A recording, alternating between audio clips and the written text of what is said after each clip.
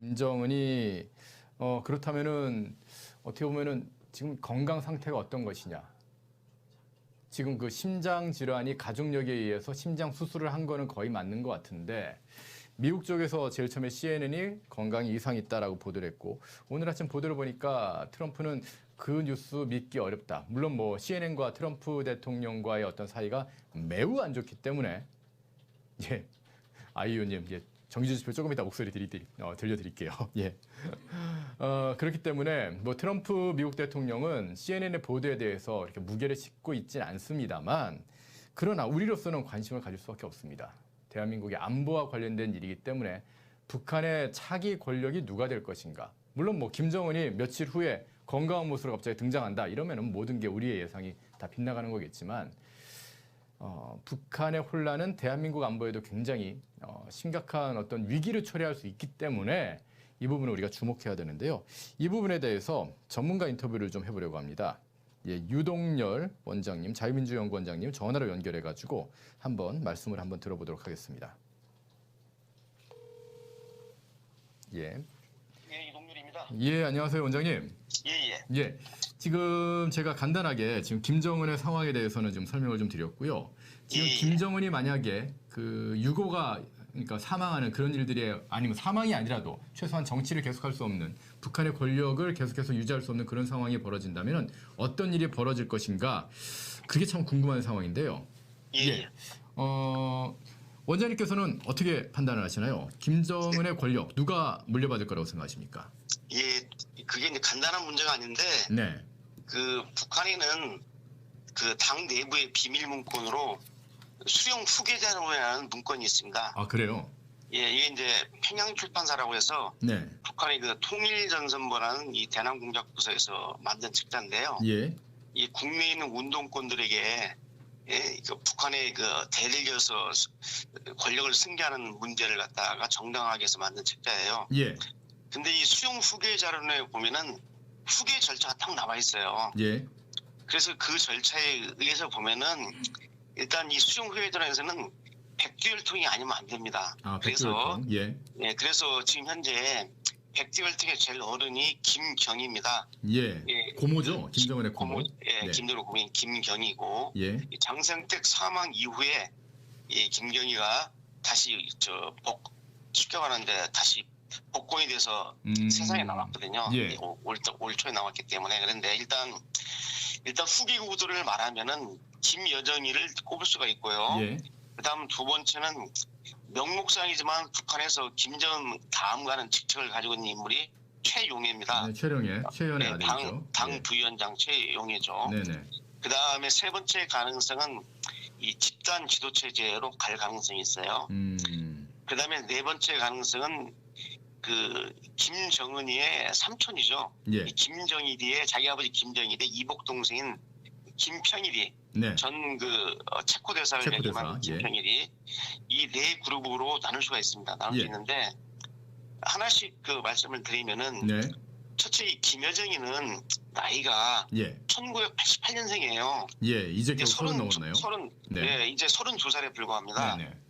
그래서 김여정이가 실제로 이 김정은 체제 하에서 김여정이가 유일한 실세였거든요. 예. 북한에는 숭유일 통치 체제이기 때문에 다 측근만 있지 2인자나 그 실세라는 단어가 의미가 없어요. 그런데 유일하게 실세가 김여정입니다. 근데 김여정이는 절대 권력자인 김정은이 존재할 때 김경이지 절대 권력자인 김정은이가 사라진 마당에 김경희는 역할이 제한적이었습니다. 예. 자, 그러면 아까 제가 그 북한의 수용 후계자라는 내부 비밀 문건이 있는데 여기에 의하면은 수령이 되기 위해서는 5가지 절차를 밟아야 돼요.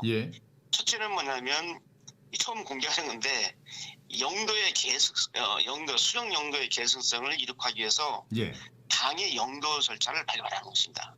이 당의 영도 절차를 발견하는 것은 당에서 비밀회의 또는 공개회의 등을 통해서 김경희가 나를 대신할 후계자다라고 하는 인준하는 그런 절차가 있어야 되는 소리죠. 그런데 이게 인준이 됐는지 안 됐는지 모르겠지만은 예, 첫째는 이게 중요하고 그런데 두 번째는 뭐냐면 이제 후계자를 중심으로 당 체제를 정결하라고 돼 있어요. 예. 그러면은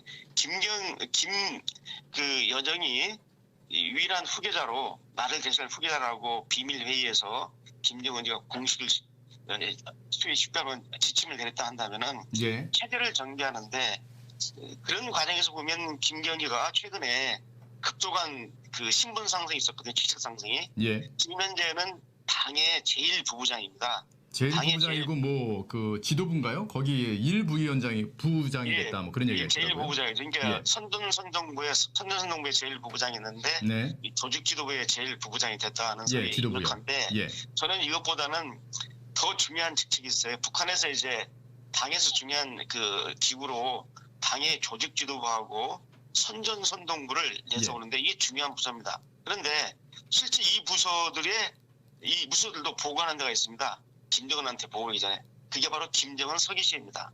우리로 말하면 청와대 비서실이나 마찬가지입니다. 아, 예, 예. 그래서 김정은 서기실이 있어요. 예. 이 태영공사가 이쪽으로 우리 쪽으로 망명을 해가지고 책을 낸 그 책자에도 맞습니다. 예. 이 서기실의 존재가 나와 있습니다. 아주 네네. 사람들이 잘 모르지만 그러면 조직지부도 선전선동부도 당 서기실에다 보고를 해야 됩니다. 그 서기실장이 누구냐?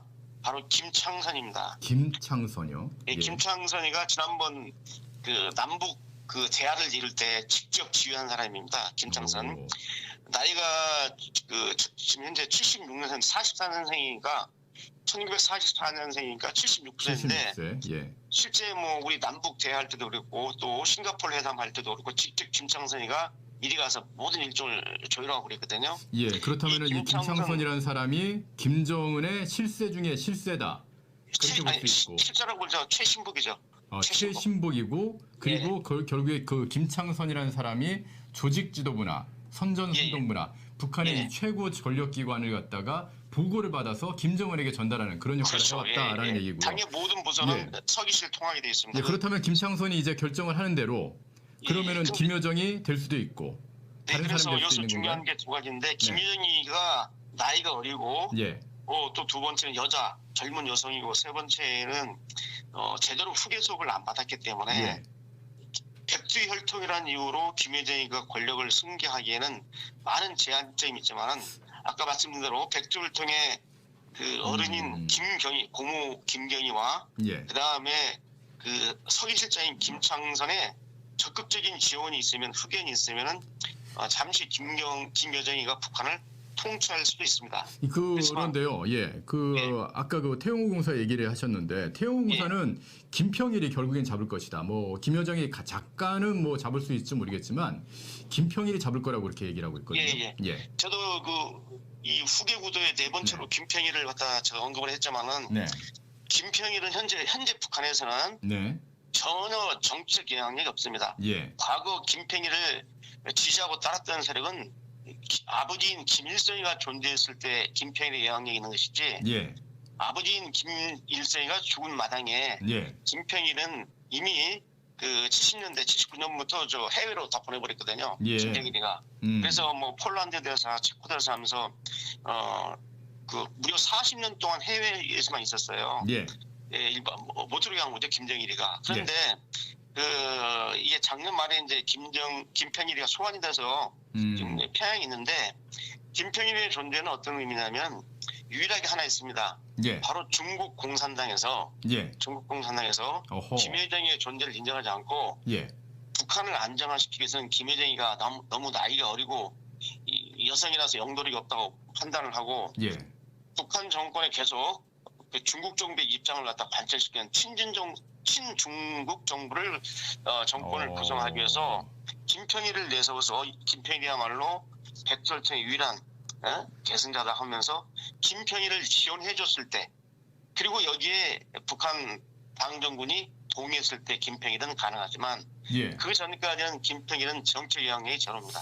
그러니까 그렇다면 잠재적 가능성이 있어요. 잠재적 가능성이 있습니다. 김여정이 잠깐 잡을 수는 있지만 이 중국이 자신이들의 어떤 북한에 대한 지배력을 강화하는 차원에서 김평일을 활용을 해서 이 북한은 원래 그 대안 세력이 예. 누구였냐면 김정남이었거든요. 예, 근데 김정남은 이게 살해됐죠. 김정일의 이렇게 아들이 음. 김정은의 이복형인데 이복형이 바로 중국이 예. 가지고 있는 카드였거든요. 그래서 김정은 체제가 여차하면은 안 되면은 쉽게 말하면 김정남을 위해서 친중 정권을 세워서 영향력을 갖다 계속 유지하려고 그랬는데 예. 김정남이 암살당한 마당에 예. 이제 위로 올라오면 사실상 김평일이는 나이가 1954년생이니까 나이는 아직 젊네요. 쓸만합니다. 예, 66세니까. 건강도 그렇고 예. 충분히 아주 정력적으로 활동할 수 있는 나이기 때문에 예.